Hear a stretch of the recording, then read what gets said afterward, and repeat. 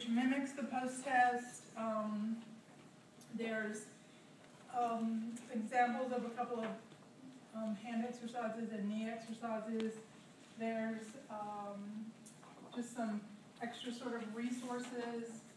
Some are very specific to Houston, and then there's just a little bit of a handout about energy conservation within your folder. So we've all talked about all that. So basically where we're going to take up or pick up right now is with our first, and don't worry, we won't do the second, our first slide presentation. So, so everybody knows who I am, everybody knows who you all are, right? So we're going to talk a little bit, okay. So we're going to talk a little bit about what is osteoarthritis. And basically it's a condition that sort of takes away that rubbery tissue in our joints and our bones, where our bones sort of meet each other. Here's a pretty good picture of a normal joint compared to an osteoarthritis joint. You can see there's really very little cartilage left there. So the bones are kind of rubbing against each other. So some of you guys, especially those of you who have been diagnosed for a while, you know what that feels like. You have those bones sort of rubbing against each other. Osteoarthritis is the most common kind of arthritis. When we think about arthritis, we think of it as an umbrella. And so underneath the umbrella, things like osteoarthritis, rheumatoid arthritis, lupus. There's probably at least 100 sort of subcategories under the big umbrella of arthritis. Osteoarthritis just happens to be the most common. Osteoarthritis is not osteoporosis. Those of us who have been in class today. So osteoporosis is just a thinning of the bone. It sounds like osteoarthritis, it looks like osteoarthritis, but it's a very different diagnosis. So make no doubt about it. The two are very different. And again, it affects about 27 million Americans, just osteoarthritis. So you might say, so what causes osteoarthritis? Well, let's look at the risk factors. Things like family history. Did your mom have it? Did your grandmom have it? There's been some research done on genetics, and it seems like in a lot of families it just sort of runs through the family. If your mother had it or your grandmother had it, then possibly you're going to have it as well. Work history, basically, just think about people who do really high impact work, people who work with repetitive motion quite a lot in their jobs, and people who are just sort of constant workers, like they hardly ever take a day off, like they just work and work and work. So your work history, your family history, being a woman, because women are much higher risk than men. When we look at the statistics, there are many more women than men that are diagnosed every year with osteoarthritis. A sedentary lifestyle. So that's a pretty big word, sedentary. Somebody know what sedentary means?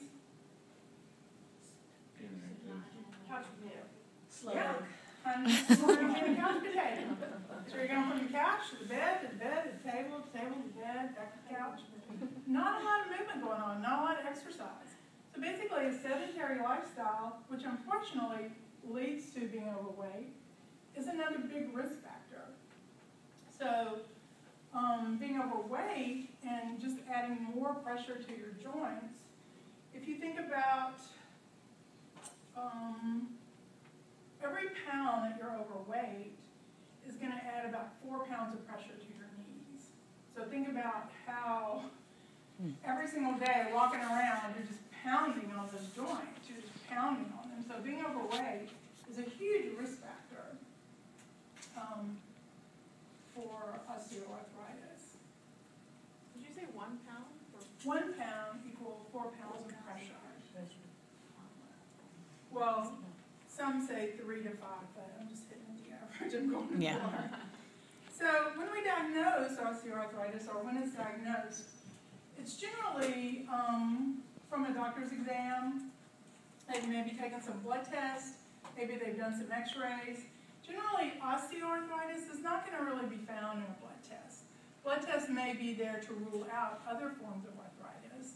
You can have osteoarthritis with other forms of arthritis. Blood tests will tell the doctor, or will give the doctor information on things like inflammation rates.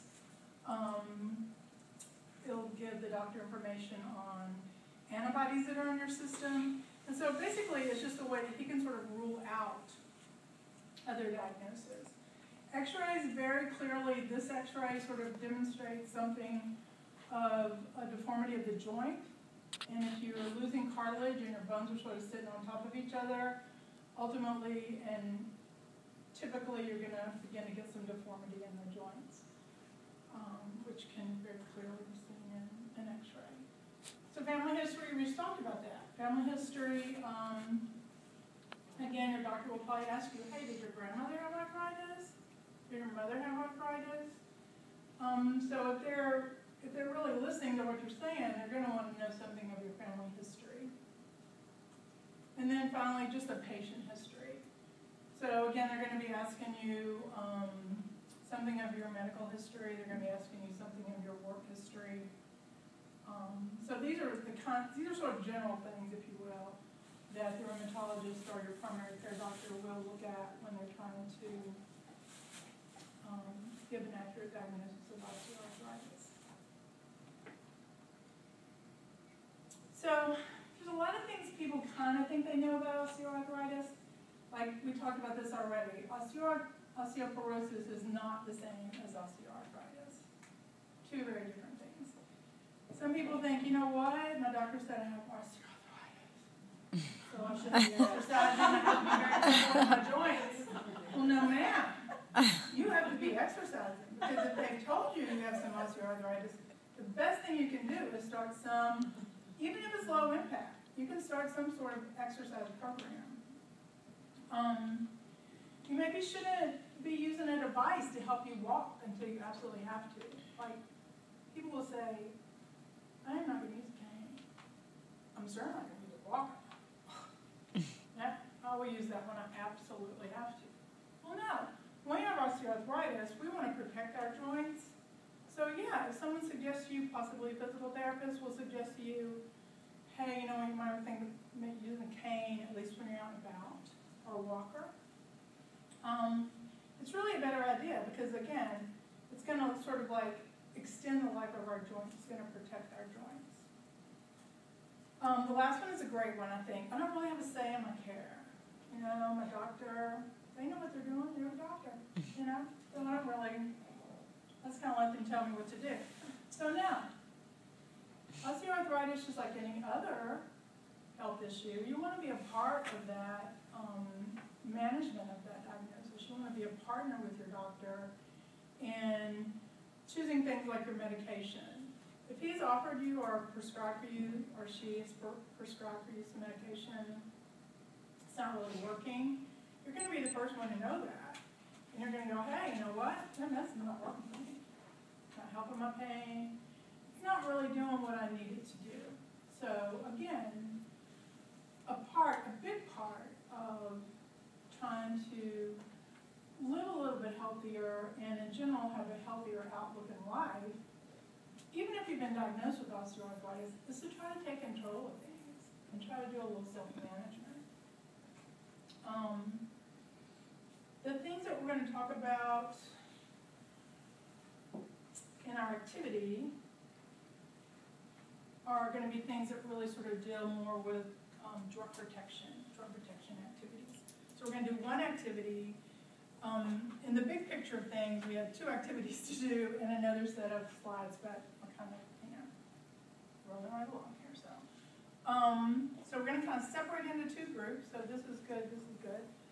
And we're going to look at some joint protection things. The first one that we're going to look at is just going to kind of look exactly, well, it's not going to look like, it is exactly, sort of a women's hair roller, foam roller. So if you want to take that out, basically it's meant to either use with a pen or pencil, some sort of small tool, if you will. And you want to try to gonna try to use it to protect your joint when you're writing. Anytime we have to grip something really hard, especially if we have osteoarthritis, we have a problem with the joints in our hands. Anytime we have to grip something really hard or be pretty aggressive with it, it might work better with the pencils. It's just gonna add more pain to our fingers and more pain to our hands. So basically, the roller is just an example of how you can sort of give yourself a little padding there when you're writing or using a very small tool. This particular kind of material you can buy at the hardware store. You can buy at some of the drugstores. And basically it's just like a tubing. So you can use it and cut it in whatever length you need it to be cut in, so that you can, again, just pad your hand when you're gripping something, because any kind of tight grip, you want to try to stay